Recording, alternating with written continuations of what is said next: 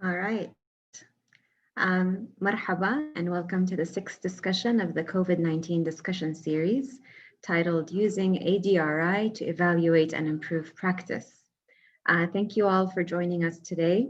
I'm Maimoonah Khalil, Vice President of Manauka and the moderator of today's discussion. Sahar Marri, member of the Manauka board, will also be moderating the chat box. I'd like to begin with a few notes before we get started, and then I'll welcome our speaker today. Today's discussion is going to be recorded and will be shared on the Manauka website, and social media accounts within a week. So you will be able to access it later. Also, we kindly invite participants to share their remarks and post questions anytime during the discussion in the chat box. And there will be time later in the session for actual interactions where you can open up your mic. But for the time being, we kindly ask that you mute your microphones while Ryan is speaking.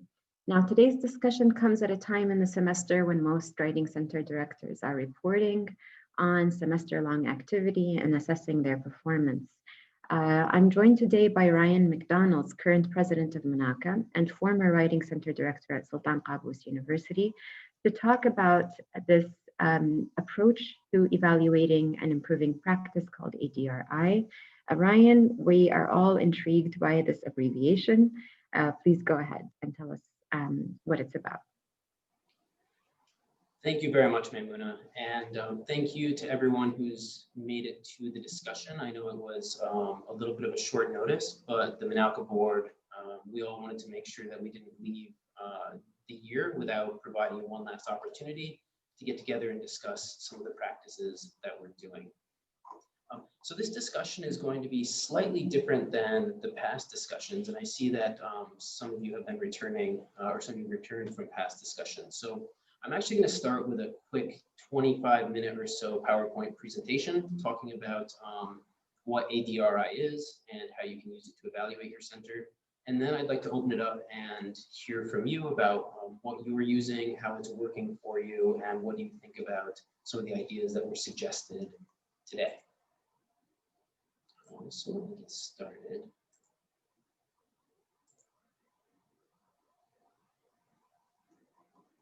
I'm going to go to the beginning. It's a nice place to start. Okay, so I have four main things that we're going to talk about, and most of it will be focused on the last 2 points, but I would like to just talk about the current state of MENA writing centers and go into a little bit of background about what an operational plan is and how you might use it to strengthen your writing center. And we're going to talk about something called a key performance indicator, or a KPI. And then we're going to talk about the ADRI process. So I think all of us can understand and appreciate that writing centers have changed and continue to change. And I think it used to be in the Middle East that if you had the idea to start a writing center, for the most part, there was a lot of acceptance and willingness to embrace that. And it was just a writing center in a room, and that was pretty much it. You were ready to go. And now they've really changed in a lot of ways. Writing centers are now becoming part of larger learning commons or larger student support programs. And they're being asked to do things beyond just what we would think of as a traditional writing center practice. Now we're dealing with multidisciplinary students, multimodal students, and the way in which we identify a writing center is changing a little bit. And we've also modified a little bit the models that we're following. So recently, like Wilson in 2012 talks about the bodega model. And I really like this as a concept for a writing center, where we're not thinking about writing centers as a monolith. It's more a bodega, if you haven't been to New York City, is just these little local markets, and they cater to multicultural, diverse, rapidly changing communities. And as the communities change and evolve, the bodegas have to evolve with them, the type of service they provide and the types of things that they're actually selling. And I think it's a really apt kind of metaphor for a writing center, because our student profiles are changing and the services we're providing are changing. And so we don't have to think about it as a uniform model or system anymore. We talk about community-based practice, helping students within individual communities. And that goes along with what best practice is and how it's been changing. And we're still trying to decide, is there any kind of regional best practice, global best practice, or even local best practice? And how do we understand some of these ideas that we've thought about for a long time in a new way? So I think it's useful to think about who we are right now and where we're trying to go. Because I do think there's tremendous opportunities for MENA writing centers. There are opportunities for receiving more money from our institutions, from gaining visibility not only from the students, which is obviously our primary goal, but also from administrators, heads of departments, deans, and the larger institution. Not all university departments even realize that there is a writing center on their campus, which goes along with integrating ourselves fully into the campus community, both academically and administratively. And if we do those things, we'll get increased institutional support, which then kind of feeds into itself. It becomes a bit of a recursive cycle. So that's the goal for today, is to think about ways in which we can do mostly the last two to increase the first two on the list. So I'm going to start with just a brief overview of an operational plan, in case you haven't heard of it. Most universities, if not all universities, have an operational plan.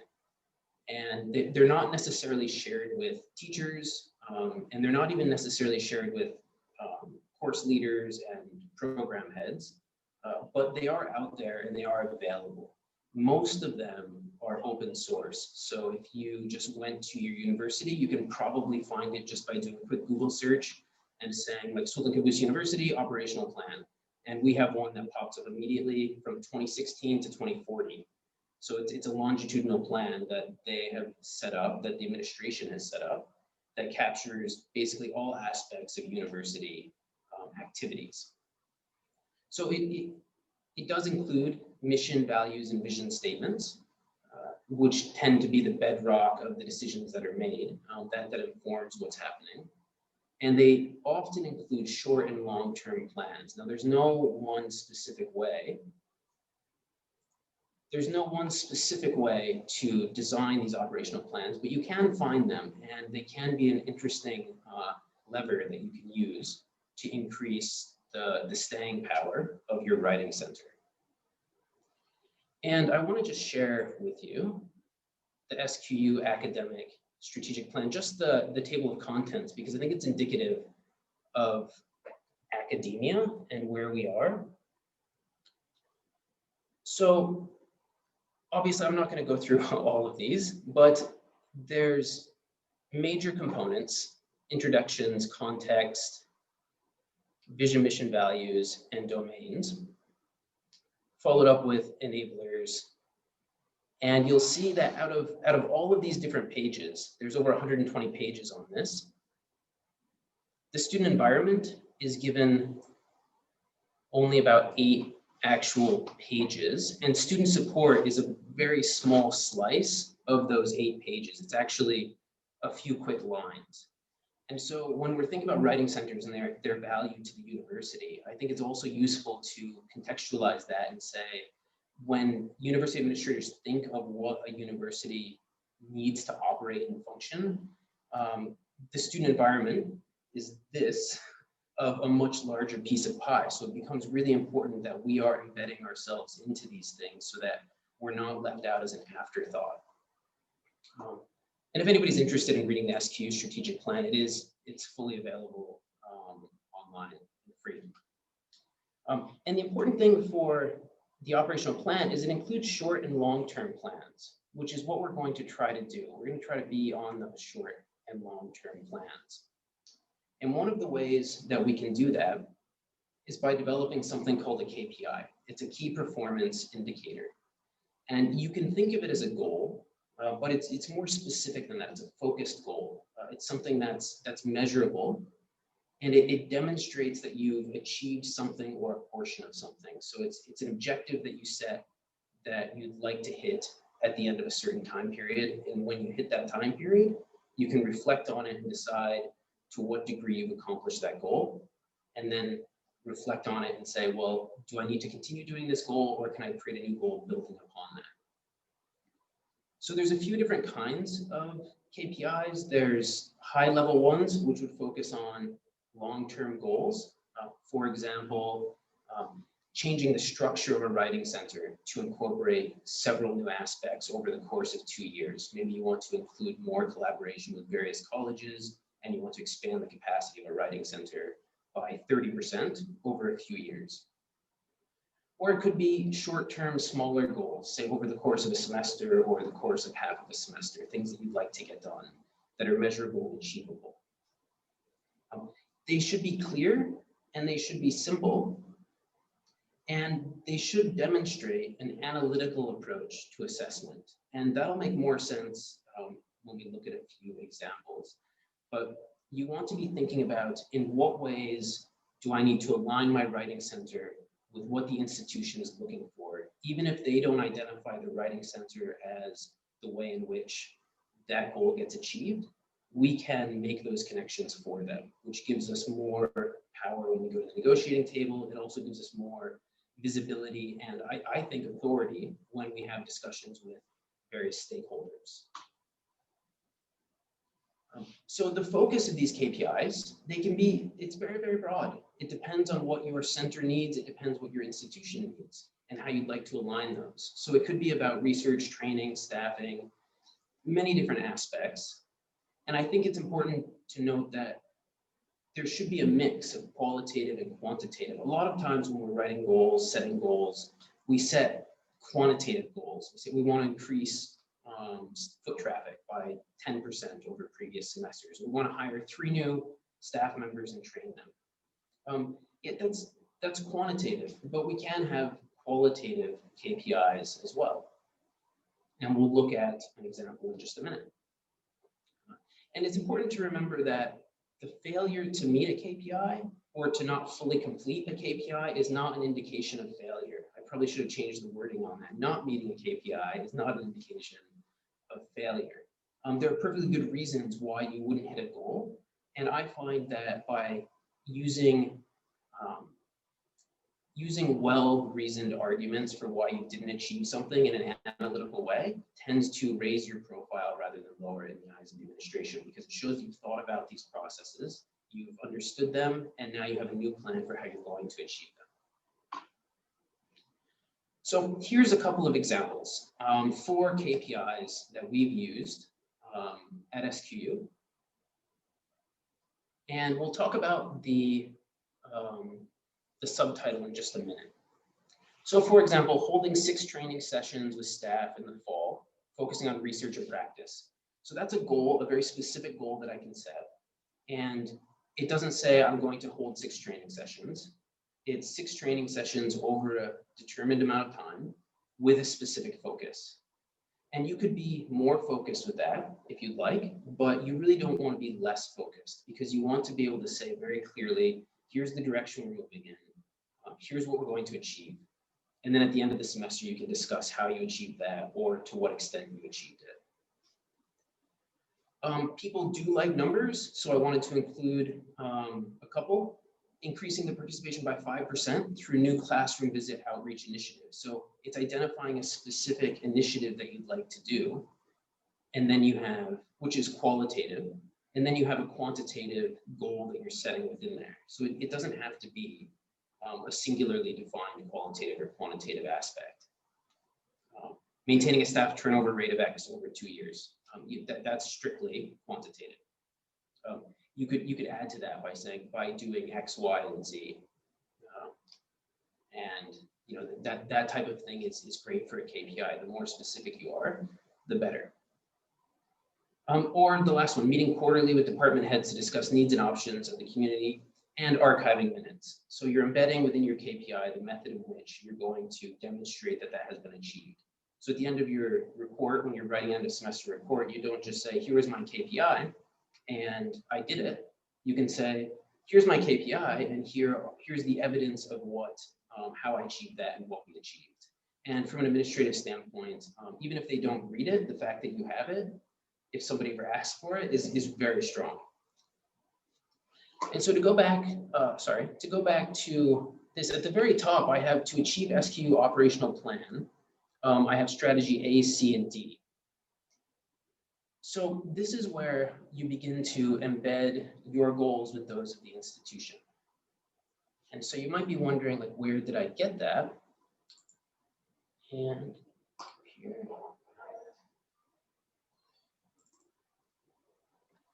I have the student environment portion that I pulled out of the operational plan.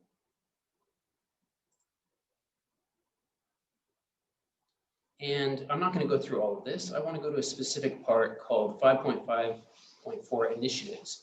Now, again, your university will have something similar to this. And they have specific strategies that they've laid out. These are the things that they would like to be doing to achieve the overarching goals and the missions of the university. So we have like a specific strategy here that, let's see, let's look at A. Provide facilities and services that support student learning and experience. So universities aren't necessarily thinking in here a writing center.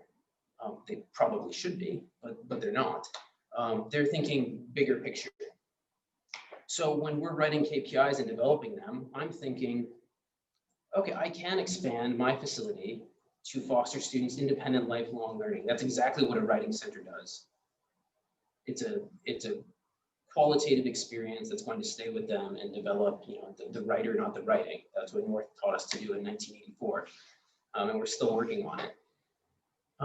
And finding these little initiatives and then linking the initiatives into your KPIs and into your reports provides you with a lot of just weight when you go in to talk about what your writing center is trying to do and how it's actually achieving the goals of the university without even being asked to do that.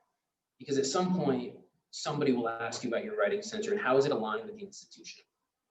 Better yet, you take it, you align it, and then take that to your superior and say, look what I've done. We're already supporting the progression of the strategic plan. So strategy B is about updating technological learning and support. That wasn't part of my KPIs. I wasn't doing it, so I skipped that. I talked about C and D. So promoting a university-wide culture of effective student engagement. That's got writing center written all over it. And extracurricular activities.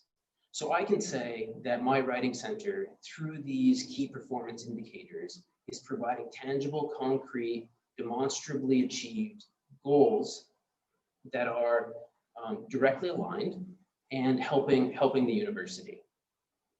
So I think it's really useful to know your university's operational plan. And I'm going to show you one more quick example. I couldn't share this because the university wouldn't give me permission to share it. But I think actually, I just kind of cheated one a little bit. These are called, this is a strategic goal plan, and most programs or universities have set these up. And these are ways in which the operational plan, or the strategic plan becomes an operational plan. So how do you take the overarching goals and turn them into actions? And if you can find this at your university and get your initiatives on the operational plan, that's huge, because then you have the strategic plan that's aligning everything. And then you have the strategic plan, or the operational plan that's actually how you're achieving those things. And you'll see that it's longitudinal. And sometimes they'll go out for 10 years, sometimes 15 years, sometimes just 5 years. But the idea is you get initiatives through your KPIs and through other goals that get you on in the beginning of the operational plan and have things that are in progress over a series of years, so that when they try to reduce funding, or when you need more funding, or you need more support, you can say, we are part of the operational plan. We play an incredibly important role in the university. And it's all organized, linked together, and it's all part of your reports and accounting.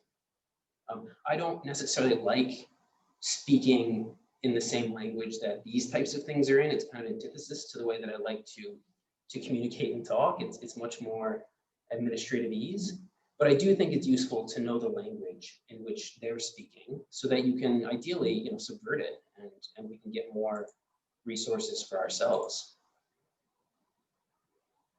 So let me just, so that's the basic idea behind these KPIs. And like I said, you don't need a lot of them. 2 to 4 a semester is more than enough, or more than enough. So let's talk for a little bit about ADRI for about 10 minutes here. Maybe you've seen this before, maybe you haven't, but it's a systematic approach to thinking about the way in which you can evaluate and identify opportunities within your writing center.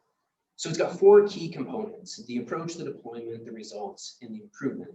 And we're going to go through these one at a time in just a minute, but there are some general questions that are here that you can think about. I'm not going to read them off, just, you know, for the sake of brevity, but I will include these slides when we put up the video, and you're more than welcome to go through them or ask me more specific questions. But I want to go through them one at a time briefly. So the first step is your approach. You have to determine what your approach is before you decide anything else. And at its core, it's why you do something. So these are your mission statements, your value statements, your vision statements. Your university has them. Your department probably has them. Your writing center should have them. It's the underlying philosophical, the underpinning that informs your deployment.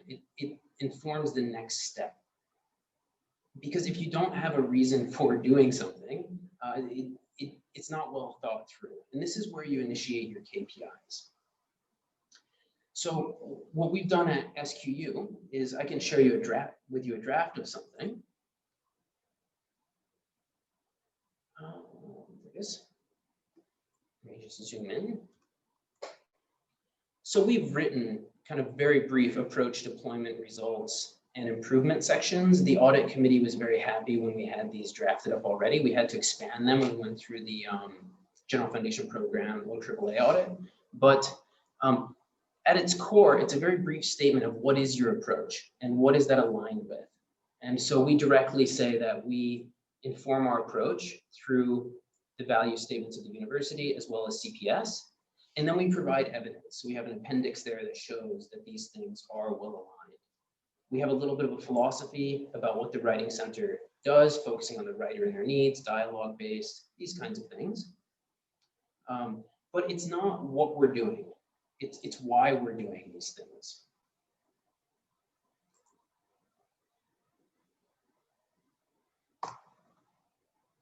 The deployment is the next step, right? These are the things that we actually do. So you're thinking about what is your protocol when students come into the center? How do we greet them? What are we doing first, second, and third when students sit down for a consultation with us? What do we do with the paperwork after? What are our policies for students with plagiarism or with not showing up for appointments? You know, all the technical things, the operational hours, what we're using for technology, and what our feedback methods are. It's really important to think of these as a whole, because if we don't understand all of them together as the deployment, it's very easy to have everything fragment off and forget about something. But if you have it all written down as, here's my deployment, these are the things I need to think about in a concise way, it makes it really easy to think about the next step, which is the results. So these are the things that are, these are your outcomes, right? This is what actually happens. This is your end of semester report. This is your numbers of students who attended sessions, your overall cost for your university, or for your center rather, the way in which you had satisfaction surveys that came out. It can be student testimonials. It can be just informal conversations with students and staff, but the results are, the deployment's the input, the results are the output, as you would imagine. So there are a lot of things that go into the results because it's everything that comes out of your center. And the improvement part of the cycle looks at the results. You look at what you've actually achieved, and you start to think about what opportunities do I have, what areas do I need to improve upon. And this is the time when you reflect on your approach and your deployment to consider opportunities. So during the improvement stage, you're looking at your KPIs, you're saying, what have I actually achieved? And then you go back and start again at the beginning of the cycle. So it's designed to be a recursive cycle that is ongoing and continuous. but consistently aligned with the values and mission of the center based on structural things that you do and the outcomes of those things. So it's very, very systematized. And as long as you follow the system, the whole thing is very contained. I find often with writing centers, because there are so many aspects to it, it's very easy to come in and say, well, this semester I'd like to just work on this and this, and next semester I'd like to work on this and this. But there's no underlying foundation that's really driving the entire thing. And the ADRI process and KPIs can help with that. It gives you focus, and it gives you a system that you can follow. So I know I want to save plenty of time for us to talk, but just to wrap up, the goal is to embed your center in the institution, right? You want to think about the goals that you have short and long term. You want to understand the goals that the university has short and long term. And you want to, what's a better word than parasite? You want to have a relationship with the university in a way that benefits both of you. A symbiotic relationship, that's probably a better way to say it. So you want to have those types of opportunities within your institution, but in order to do that, you have to understand the operational plan, and you have to have a very systematic approach. So when, if you don't use an ADRI process, there are other processes out there, but when your department head comes to you and says, you know, what are your plans for this semester or for this year? You can say, I have a system in place. I've already looked at what the university is trying to achieve over the next 5 years or 10 years. I see the Writing Center as integral to that. And I've developed a number of plans that we can do right now and ways to assess those plans that are meaningful and measurable that will help the university get to where it would like to be.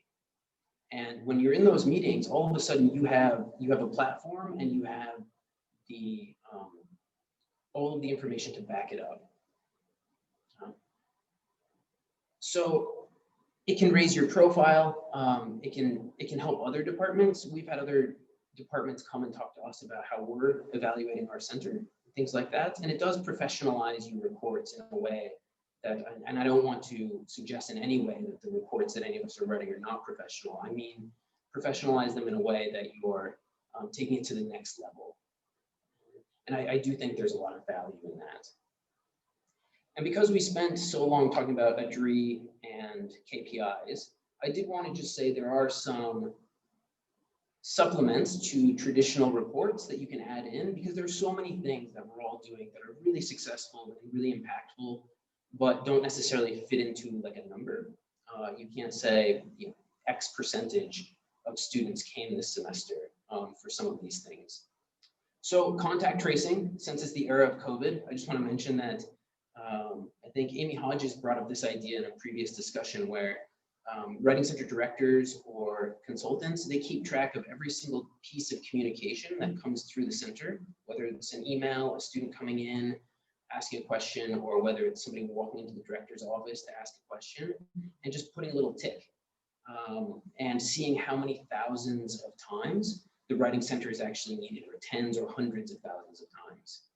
And administrators may not care too much about that until you tell them, in the absence of us, someone else needs to be doing this, or the students are suffering. And I think that can be useful. Classroom visits, a lot of people are forgetting that even though classes have gone online, you can still do virtual classroom visits, pop into a Google Meet, pop into a Zoom meeting just for 10 minutes at the beginning of the spring term and talk about the Writing Center. It's always important to meet with all the department heads regularly to offer the services that you have. Just say, how can we help? Is a really nice conversation opener. I know a lot of you probably have promotional videos, and if you don't, it's a good idea to start thinking about making them. Now's a great time. Students can do them from home. They don't have to be in the center. I mentioned earlier the student-teacher testimonials. Those are very useful. A lot of people forget that testimonials from professors and teachers are also very useful. We often stop at the student, but we don't have to. And I think just in the digital age, it's always useful that the WC has a web presence and managed by the tutors or by staff.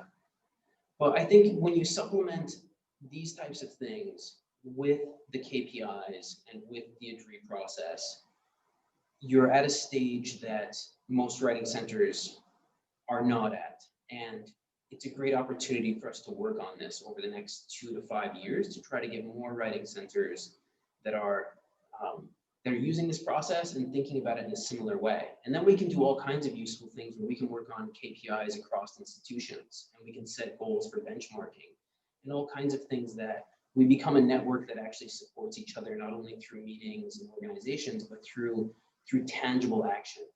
And I think that has an awful lot of value. But I just hit my timer of 25 minutes. So I'm going to stop presenting. Thank you, Ryan. This was wonderful. And we already have some questions trickling in. So I'm just going to read out from the chat. So Esther is asking, for writing centers that are housed in a larger department, such as the English department, would you advise how or whether to set balance as a writing center KPIs to align with that department's goals or plan? Yeah, Esther, great to see you again. And thanks for the question. Writing centers often have to be political as well in some ways. And I don't think we want our centers to be perceived as jumping over our departments when we're embedded in those departments. Sometimes that can cause some headaches.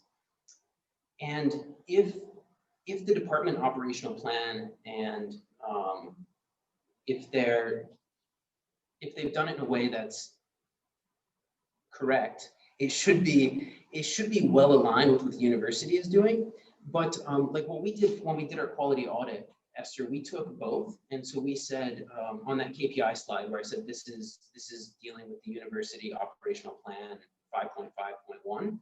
We would just say, in accordance with the larger university operational plan, to achieve the departmental plan, we're doing these things. And so it's just layered and embedded in that way. But I wouldn't jump over the department goals. I would find a way to shoehorn yourself in if there's not a clean connection. Thank you. We have a question that kind of tags on to this a little bit.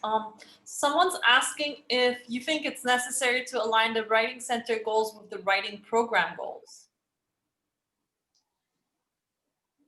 Some of the writing center goals I think will naturally align. The KPIs will be very different. So if a writing program is setting KPIs for their program, they're going to be thinking about specific task-based outcomes where they would like to demonstrate that students can write, for example, a 5-page research paper on literature. Or they would say, we would like to increase the number of opportunities for students to meet with professors to discuss what their needs are. So they would certainly have their own set, and there would be natural overlap, like if we think of a Venn diagram. But the needs of a writing center and the goals that we set, I think, are much more umbrella focused. So we would be thinking about not only the College of English, but also all of the colleges that we're servicing. And our goals should, in a way, reflect that. And that's not to say that you may have a KPI over 2 to 4 years where one of them is very focused on a specific college or department. And it would be like in an effort to support the College of English's goal to do X, we would like to do this, this, and this. And so then you have aligned individual KPIs with what the department's doing.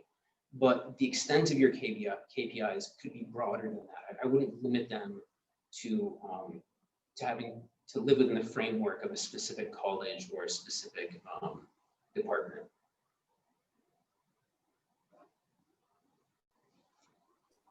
Great, thank you, Ryan. So I don't have any other questions in the chat, but I would encourage everybody who has a question to unmute themselves and go ahead and ask. Or a comment. Sorry, anyone who has a comment of what they're doing for their center, I think we'd all love to hear how you're assessing your center and what you're thinking about.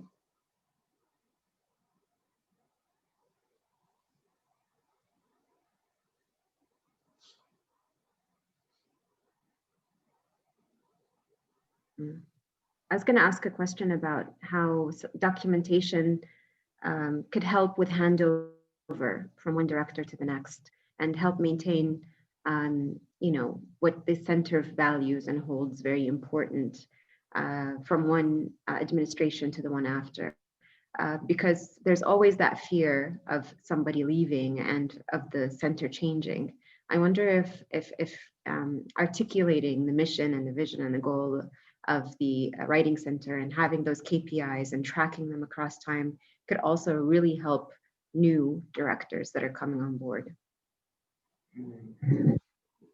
It's a great point, Maimoonah, and just having that archive somewhere that it's accessible. And then we're able to share those with other universities that are trying to set writing centers as a model that's worth considering. We had, when we had a recent transfer and I left my writing center and someone new came in, as we wrote year-long KPIs for how that transfer would actually work. So it's very administrative, those particular KPIs. We said we'd like to meet every 2 weeks to discuss various practices, and then we would have reflection periods, and it was all written into the KPIs so that we had the opportunity to talk about the way in which we're using this system and what our goals are. And of course, the new director would be able to change those goals as they saw fit, but the hope would be that there'd be a shared culture and value that's informed by those values and mission statements.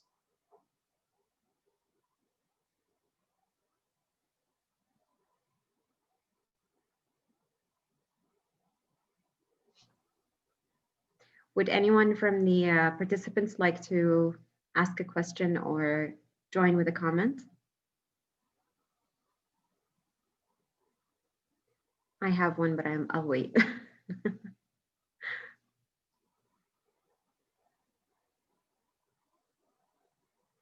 Okay, then I'll go.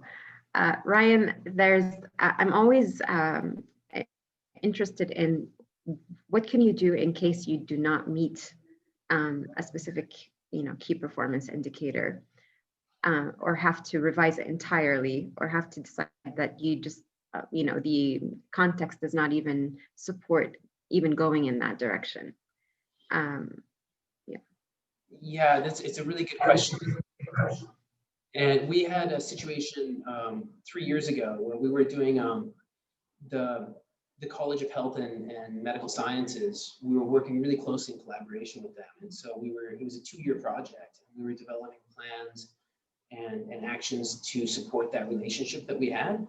And it was all part of the KPIs that we were writing, because we wanted to get the postgraduate students working on their medical dissertations into the Writing Center.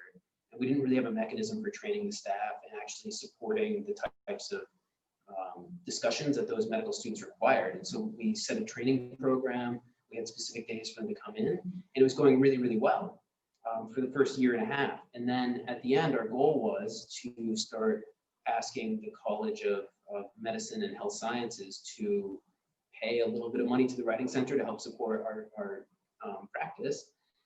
And then there was a political fallout, and everything kind of shut down, and we had to just cancel the whole thing.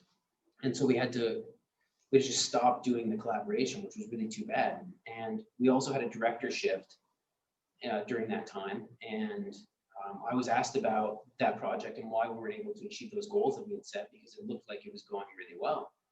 And I found it very helpful to have on hand, here was the mission, here's what we did each semester, here's why we weren't able to actually achieve it. And I deflected the failure to achieve the KPI onto potential future collaborations with other departments and say, even though we didn't do this, here's what we can do in a different way to make it very successful. We know why we weren't successful, and so we can now come up with alternative plans and approaches that will make us more successful in other areas. And sometimes it's just practical things too. I've not met KPIs because of timing issues where the release is supposed to be like a 2-3 release, and you end up on a 3-2 release, and you had a plan to do 12 training sessions because you're feeling very optimistic when you're writing your KPIs, and then you can only do 6 or 7. And sometimes it's, we did some asynchronous work and we tried to meet it in this way. We had a challenge, we overcame it in various ways, but we didn't meet our actual goal. I think it's always useful to show how did you modify your behavior when you knew you weren't going to be able to achieve that, so that you can at least be productive and successful in some aspect. I see a question in the chat, Sahar. So I received one question before we get to Lizzie's comment. So a participant is wondering about the financial aspects. So some stakeholders are more concerned about the university's budget and how your center is managing its budget. How do you show that your writing center's KPIs are fiscally helpful for the university?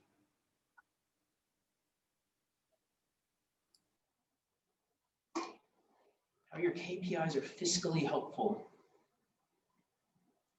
Well, I suppose as, I mean, a cynic could say that, well, maybe not cynical, but the service that we provide impacts the students' satisfaction with the university as a whole and the overall productivity.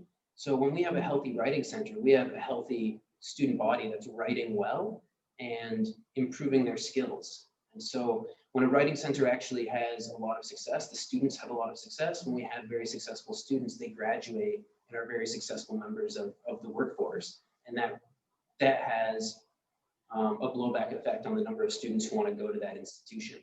So I mean, the goal of all universities is to graduate highly qualified students, and you can't have highly qualified students without structural writing support embedded into the institution. So I would frame it maybe in that way, so that you're not directly adding to the university coffers in that you're charging for writing center sessions, but you are contributing to the overall success of the students that come there. And that's not nothing. That's something that's extremely important. And if you don't have a writing program that will help those students, you're going to end up having to hire more teachers to teach remedial writing programs. Even though writing centers are not remedial, that's the way that universities have tried to cope with absence of writing programs, is hiring more writing instructors.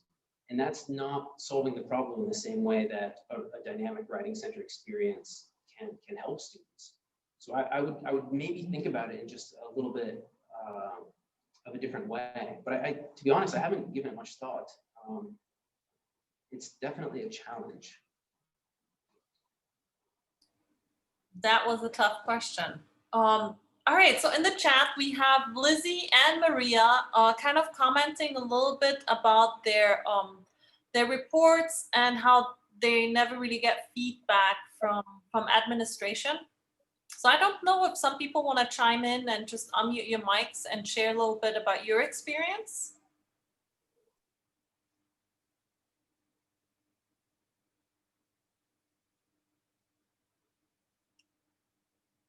No? All right, I'm going to go ahead and read out the chat for now. So, and maybe Ryan, whenever you want, just chime on in. So Lizzie's saying, we report every semester and every year, but it is always a one-way process. We never get feedback or know how the report was received. It is a little demotivating. Do others have the same experience or suggestions for making this a more interactive process? And Maria is agreeing. So she's saying, we report every year as well, Elizabeth, and have the same experience. Higher admin doesn't provide feedback and doesn't seem too interested in our results. Also interested in what others have to say about this issue. And we have Esther chiming in. She's wondering if presenting the report to lower level committees and interdepartmental groups would raise its relevance to higher level admins.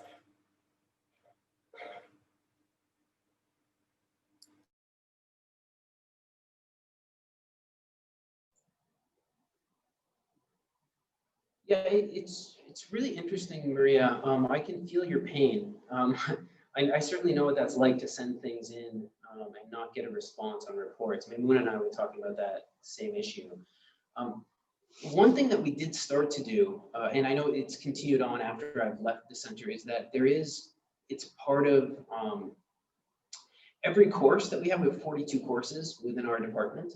Every course has a 15 to 20 minute meeting with the director at the end of each semester to talk about student outcomes and what's happened and any future plans that you have.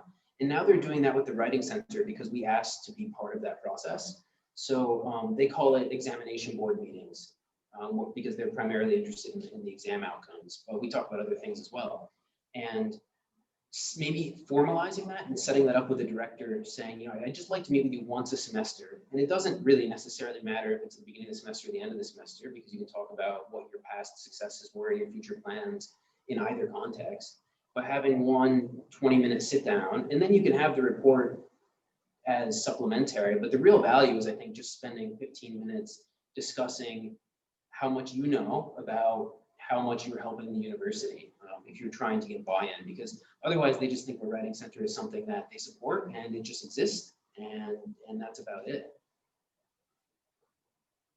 I'd be curious, have you requested, Maria, like actual meetings with the head or the dean? You know, I haven't, and that's probably something that I need to think about doing, because they just haven't.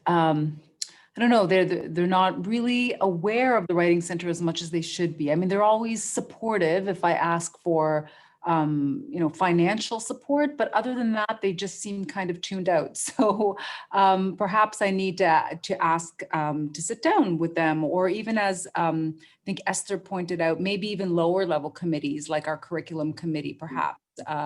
Something like that, I think maybe would raise its relevance. Yeah, it's really tough. Sorry. No, go ahead. I was going to say, because if you do have an administrative discussion, it's a bit different than with the curriculum committee, because with an administrator, you can say, you know, I was leafing through the operational plan of the department, and I think I have 6 or 7 ways in which I can help you achieve some of these things. And then you already have, there's a reason to have a meeting, at least for the ice-breaking meeting. And you can say, they'd probably be impressed that you're familiar with it and thinking about it in terms of your local practice for the larger department. And that might be all that it takes. Okay, yeah, that's a great suggestion. Thank you. Thank you, Ryan. All right, I'm gonna chime in here, and it's a little related. I'm wondering, so these reports, I just wonder if there's if anybody else gets featured in like the university's annual report, because I know, at least from our side, that gets a lot more attention than our internal reports.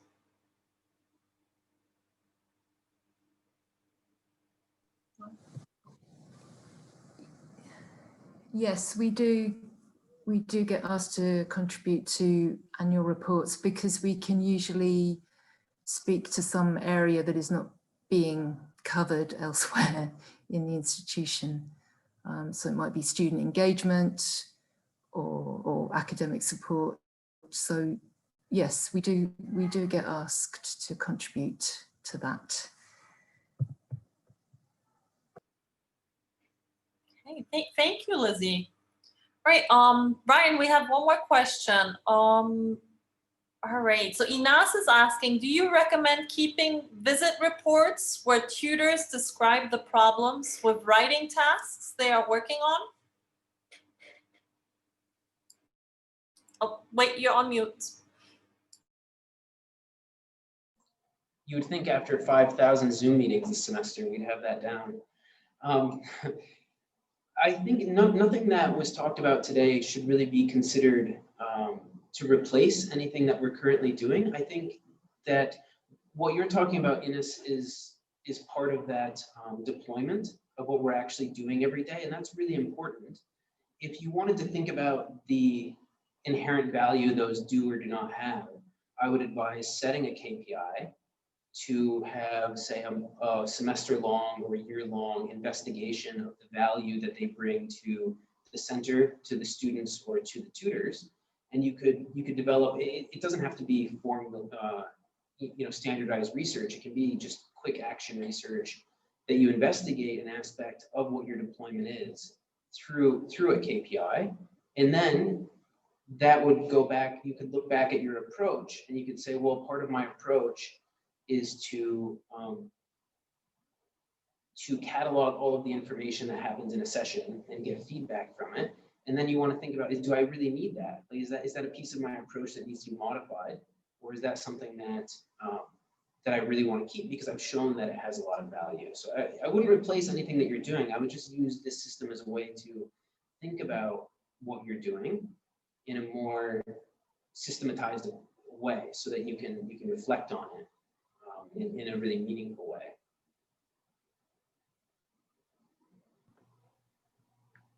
I have a final question, if there's time.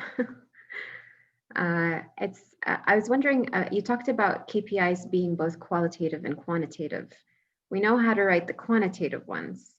What are some examples of qualitative KPIs and how to track them? So if you're thinking about a qualitative KPI, I would think about them as hold a series of discussions with staff about their experience in the center in a way to determine if our practice is actually as valid as we think it is. Or it would be have reflections sessions where we think about the types of things that we're doing and why we're doing them. So I guess when I say qualitative KPI, because it's something that has to be measurable, it has to have an aspect of quantitativeness in it. But at its core, what you're trying to investigate is a qualitative experience or performance within the center, even if you do have a quantitative kind of approach to it. What you're looking at is the quantitative. If you have a quantitative approach, what you're looking at is the qualitative aspect. So it can be about perceptions, experiences. It can be about motivations, things that you want to look into about why students are coming, what they enjoy about it. All of those can be designed as a qualitative KPI. And to tag on, Esther is asking, would tutor learning sessions count as qualitative KPIs?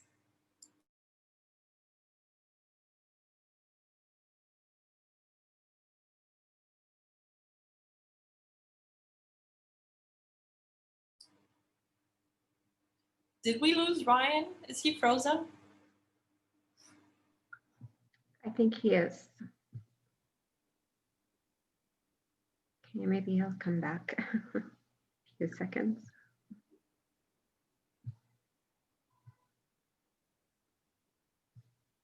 He did mention that. All right, I think Ryan might have a problem with his internet connection. So Maimoonah, I'm going to let you close up. Yeah, Ryan just wrote that he just got disconnected. Sure, we do have 3 minutes. If anybody would like to make a comment before we end. I took a lot of notes myself. I have not gone through this process, ADRI or ADRI before, but I find that probably trying it out is going to just make my thoughts a lot more structured, and perhaps even just let me myself as a director know exactly what I want to be doing and where to focus my energy on and time. That's just been my experience with the material presented today. Thank you so much for joining us. We always look forward to these sessions, and this is the final session of the fall semester, but we will start these sessions in the spring semester as well. And we are always looking forward to hearing from our constituents and members about topics they would like us to discuss, volunteer speakers, let us know about who you would like to hear from or what, because that is always something we enjoy receiving from you. Thank you all for your time. Thank you for joining us, and we hope to join you and be with you again in upcoming discussions. Thanks and take care. Goodbye.